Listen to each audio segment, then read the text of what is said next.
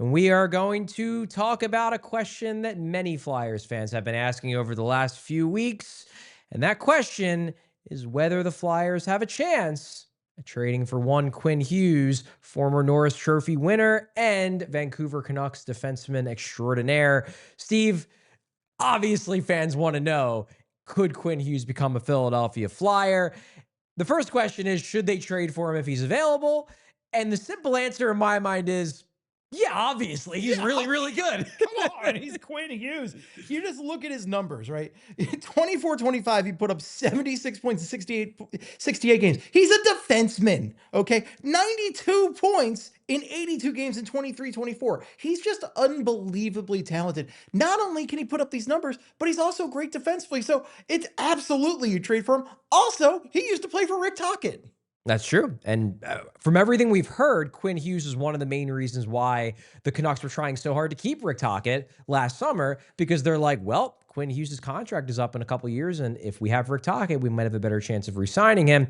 Now, Rick Tocchet is here. He played his best hockey under Rick Tocchet. Understandably, some people are making the connection. Even this year, Quinn Hughes very well might have one foot out the door, and he's still on a really bad Canucks team, has 22 points in 22 games. And if you're watching him play, it's pretty clear that like his heart ain't all in it. So I do think, even though he's not available yet, and that's something we've heard from Elliot Friedman, from all the commentators, from all the insiders, that the Canucks are not yet ready to truly put Quinn Hughes on the market. But at some point over the next couple months, they're going to have a conversation with him about whether he's interested in re-signing. They can sign him to a contract as soon as next July 1. Eventually, they're going to have that conversation, and if Quinn Hughes makes it clear that he doesn't think he's going to re-sign with the Canucks, they will have to take offers for him. Do you trade for Quinn Hughes? Because it's going to take a lot to trade to get Quinn Hughes, to pry him out of Vancouver, especially given the fact that the Devils are going to be in on him. They obviously have his brothers, Jack and Luke. Would you trade for Quinn Hughes, not knowing if he's going to re-sign with you when the contract is up? So if you get him midway through this season, that means you get him for the end of this season, all of next season, and then you risk losing him for nothing. Do you trade for him not knowing, not getting any assurances that he will re-sign with you, but just banking on the fact that, like, well, if we put him with his buddy Trevor Zegras and his buddy Cam York and the coach he loves in Rick Tocchet, that he'll be convinced to sign with you, but not knowing for sure if he definitely will sign with you? That's a hard question. It's a really hard question because it's going to be very dependent on price. Because pretty much when you're talking about a guy like Quinn Hughes, who is in his prime and just one of the best, if not the best defenseman in the league. I mean, probably Cale Makar, but he's up there. He's in the conversation. Quinn Hughes is outstanding. The only guys off the table for me are Matvei Michkov and Porter Martin. I think I'm in the same boat. Yeah. Yeah. The big question is if they ask for Tyson Forrester. I don't know, because I love Tyson Forrester, and we've been talking about how tough it's going to be for the team without him for the next few weeks. But is Tyson Forrester part of this package? If you're signing him long term and you know it, then yeah, I do it. Oh, easily. But if not, I don't know if I can pull that. Outside of Tyson Forrester, I do it though. If Tyson Forrester is not part of the package, I do it because it is worth the risk. I don't really. I like a lot of the prospects in the system. You know, I love like Jet Luchenko and all that. I love Oliver Bonk. I don't love them Quinn Hughes level. This is a guy who can help your franchise go to that next level and give the Flyers a true number one defenseman, which is something they need to get to that Stanley Cup level. Yeah, I think the tough part about this, and this just goes down to the way that the Flyers chose to do their rebuild, because they didn't bottom out, because they didn't get top 5 picks for 5 straight years and have really good chances of winning the lottery for a guy like Matthew Schaefer or Demidov or whatever. Because of that, they now have to get their star players, especially star players at premium positions, because hopefully Michkov and Martin are both going to be stars, but they're both wingers. To get star players at premium positions, they're going to have to take risks. And this is a player where if you're going to trade for him, now obviously if you know he's going to resign with you, it's a no-brainer. Yeah, trade anybody not named Michkov from Martin. Yeah, easy. But if you don't know, this may be the only way you can get a superstar who's a number one defenseman or a number one center, is to take a risk, because otherwise another team would outbid you. So you might be in a position by the way that you chose to do your rebuild that you might have to just bite the bullet and give up a Tyson Forrester with the hope that you can convince Hughes that he should stay here, because otherwise you're never going to get the guys at the premium positions that you need. Look, it would hurt. I really like Tyson Forrester a lot. I know he's out for 2 to 3 months. He was on a 35+ goal pace this year before the injury. He's a great play driver. Those types are rare. The Mark Stones are rare. The guys who are both great driving play at 5-on-5 and scoring a ton of goals. I don't want to give up Tyson Forrester.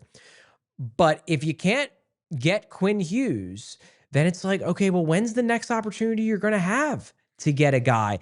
And especially given the fact that the Devils are circling. They're circling around because of the Hughes connection. I don't know. It may be one of those things where in an ideal world, if you knew you had a path to getting a number one defenseman another way, maybe you take a hard line and you're like, no Martone, no Mishkov, and anybody else, and no Forrester. But given your position, you might have to pay more than you want to just because this is a problem that has to be solved somehow. And if you're not going to solve it through the draft, how else are you going to do it? And as hard as it is to find a Mark Stone, it's really hard to find a Mark Stone. It's even harder to find a Cale Makar, to find that true game changer. And Hughes is on his level. I mean, I think Makar's maybe a little bit better, but Hughes is right there with him. They can hang out in the same room and chat as equals. Right. And that's huge for this team because they are going to need somebody who can just really get them over the hump. And Quinn Hughes is one of those guys. So it's risky, but it's well worth the risk. And the tough part, though, and this is obviously the flip side of it, is even if the Flyers were to get Quinn Hughes, they are not a Stanley Cup contender this season. They're probably not a Stanley Cup contender next season. So the only way the move really makes sense for the long-term plan is to get him to re-sign. So trading for him is entirely based on the idea of you are confident that you can convince this guy over the next year and a half to re-sign with you. That's the only way it makes sense for the long-term plan. Otherwise, you just trade away multiple quality assets for a guy who you probably then have to go next trade deadline and trade him the same way that Carolina traded Mikko Rantanen for less than what you traded to get him in the first place. And that does set back your rebuild a little bit. But again, you have to take risks. Given the way that they've done their rebuild, they're going to have to take risks if they want high-end talent at premium positions. This could be, he's not available yet, but it could be an opportunity to take one of those risks. I'm fascinated to see if the Flyers take the plunge. And this is a situation where you have to rely on the brain trust, having a good relationship with the head coach, and knowing this player because this is a player that he's familiar with. So if they make a move like this, you have to trust that Rick Tocchet knows his guy and has talked to Danny Briere and Keith Jones.